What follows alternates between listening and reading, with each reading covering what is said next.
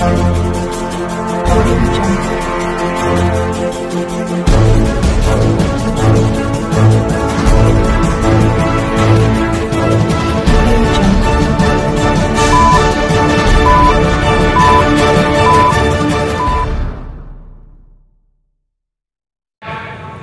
मैं तो साइबराबाद की पुलिस से भी कहूंगा कि ये एक तरफा पॉलिसी मत करो। आप अगर हुंडा किसी पार्टी का है तो हुंडा है, रोडी शीटर है तो रोडी शीटर है। अगर आप नहीं रोकेंगे तो फिर याद रखो मैं भी बहुत कुछ कर सकता हूं, मैं नहीं करना चाहता।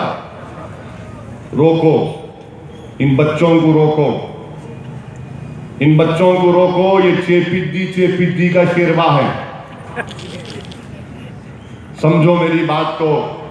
हम साइबराबाद कमिश्नर पुलिस से बोलेंगे, यहां पर बहुत पुलिस वाले हैं, पुलिस वाले भी है और पुलिस के भाईजान भी है।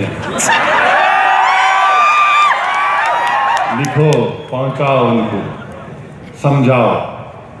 अगर ऐसा चलता रहेगा, बहुत हो गया, नाटक नहीं होना है। अगर ऐसा ही चलते रहेगा तो फिर रिएक्शन का रिएक्शन भी होगा, काउंटर रिएक्शन होगा। तो जब क्या करेंगे आप? ये इनको सोचना है, मेरे को सोचना नहीं।